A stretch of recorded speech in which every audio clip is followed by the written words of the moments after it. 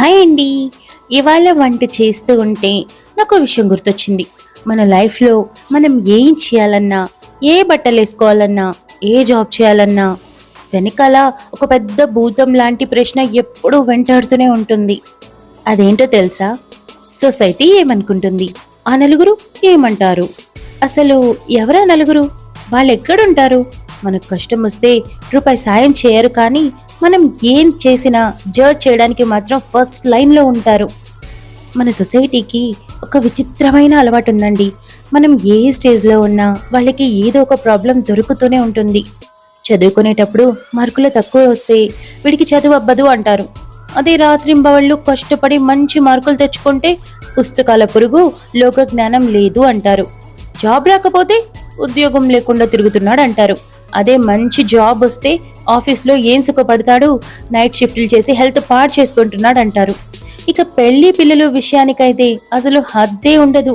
పెళ్లి లేట్ అయితే ఒక గోల, పెళ్ళయ్యాక పిల్లలు లేట్ అయితే ఇంకో గోల. అంటే వాళ్ళకి నచ్చినట్టు మనం బ్రతకాలా? కానీ ఒక్క నిజం చెప్పమంటారా? ఈ సొసైటీకి కావాల్సింది మన సంతోషం కాదు, కేవలం ఒక టాపిక్. ఇవాళ మన గురించి మాట్లాడుకుంటారు, రేపు ఇంకొకరి గురించి మాట్లాడుకుంటారు. అంతే తప్ప మన లైఫ్కి వాళ్ళు ఇచ్చే వాల్యూ సున్నా. మనం ఎంత పద్ధతిగా ఉన్నా జడ్జ్ చేసేవాడు జడ్జ్ చేస్తూనే ఉంటాడు. అందుకే నలుగురి కోసం మన సంతోషాన్ని, మన కలల్ని ఎందుకు త్యాగం చేయాలి? వంటలో ఉప్పు తక్కువైతే మనం అడ్జస్ట్ చేసుకొని తింటాం, కానీ పక్కింటోడు వచ్చి తినడు కదా. మన లైఫ్ కూడా అంతే. మనకి నచ్చినట్టు మన పరిధిలో మనం హ్యాపీగా బ్రతకాలి. ఎవరో జడ్జ్ చేస్తారని మనల్ని మనం మార్చుకోవాల్సిన అవసరం లేదు. ఇదండి ఇవాల్టి నా చిన్న థాట్. మీ లైఫ్లో కూడా ఇలా ఎప్పుడైనా సొసైటీ జడ్జ్ చేయడం వల్ల ఇబ్బంది పడ్డారా? ఆ నలుగురు మీ గురించి అన్న ఒక వింత మాట ఏంటో కింద కమెంట్స్లో చెప్పండి.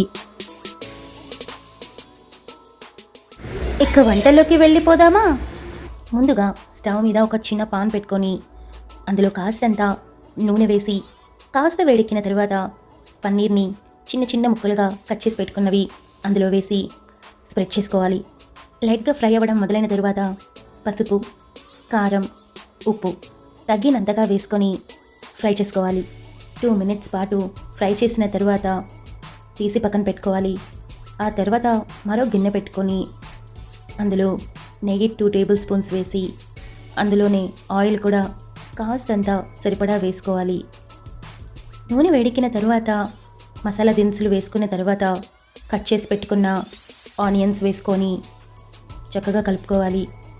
ఉల్లిపాయలు వేగిన తర్వాత ఇంట్లో చేసుకున్న అల్లం వెల్లుల్లి ముద్ద 1 స్పూన్ వేసుకొని చక్కగా కలుపుకొని సన్నని మంట మీద పచ్చి వాసన పోయే వరకు వేయించుకోవాలి. ఆ తరువాత చిన్న సైజ్ టమోటా 1 వేసుకొని దాంతోపాటుగా పుదీనా, కొత్తిమీర చక్కగా వాష్ చేసుకొని చిన్నగా కట్ చేసుకొని వేసుకోవాలి. అన్నింటినీ చక్కగా కలిపి మూత పెట్టి మీడియం ఫ్లేమ్లో టమోటాలు మెత్తబడేంత వరకు ఉడికించుకోవాలి.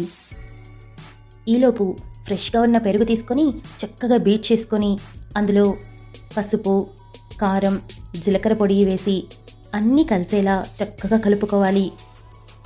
ఇంట్లో ఉన్న పెరుగు అయితే కాస్త విరిగినట్టుగా అనిపించవచ్చు, కనుక కంగారేం పడద్దు. ఇకపోతే కాస్తంత బిర్యానీ మసాలా పౌడర్ కూడా అందులో వేసుకొని కలిపితే రుచి బాగుంటుంది. టమోటాలు వేగిన తరువాత ముందుగా మనం బీట్ చేసి పెట్టుకున్న పెరుగు మిశ్రమాన్ని ఇందులో వేసేయాలి. చక్కగా కలిపి మూత పెట్టి మీడియం ఫ్లేమ్లో ఉడికించుకోవాలి. పెరుగు మిశ్రమం బాగా దగ్గర పడిన తరువాత ముందుగా వేయించి పెట్టుకున్న పన్నీర్ ముక్కలు వేసి మరో 2 మినిట్స్ పాటు ఫ్రై చేయాలి.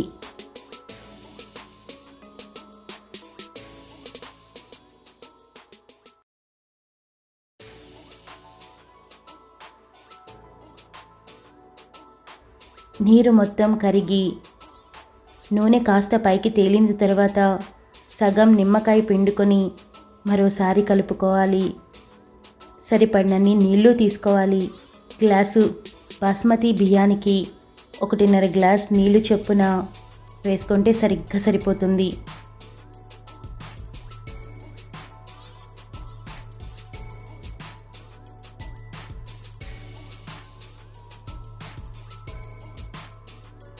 సరిపడా సాల్ట్ కూడా వేసుకొని ఒక్కసారి రుచి చూసి మూత పెట్టి నీళ్లు ఉడికేంత వరకు ఉడికించుకోవాలి. నీళ్లు బాగా మరిగిన తరువాత మనం ముందుగా 20 నిమిషాల ముందే నానబెట్టుకున్న బియ్యాన్ని శుభ్రంగా కడిగి మరుగుతున్న నీళ్ళల్లో వేయాలి. చక్కగా కలుపుకొని ఒకసారి సాల్ట్ సరిపోయిందో లేదో చెక్ చేసుకొని మరోసారి కావలసినంత వేసుకొని మూత పెట్టాలి. సరిగ్గా 15 నిమిషాల్లో అన్నం ఉడికిపోతుంది. 80% ఉడికిన తర్వాత కాస్త పుదీనా కొత్తిమీర వేసి మూత పెట్టి మరో 3 నిమిషాల పాటు మీడియం ఫ్లేమ్లో ఉడికించుకుంటే అంతే, మన పన్నీర్ పులావ్ సిద్ధం. సింపుల్గా ఇంట్లో ఈ విధంగా చేసుకుంటే చాలా టేస్టీగా ఉంటుంది. ప్రతి ఒక్కరూ ఇష్టంగా తింటారు. ఈ వంటతో పాటు ఈ ముచ్చట మీకు నచ్చితే కనుక ఖచ్చితంగా లైక్ చేసి మీ ఫ్రెండ్స్కి షేర్ చేయండి. ఛానల్ని సబ్స్క్రైబ్ చేసుకోవడం మర్చిపోకండి. మళ్ళీ వచ్చే వీడియోలో కలుద్దాం. Bye bye.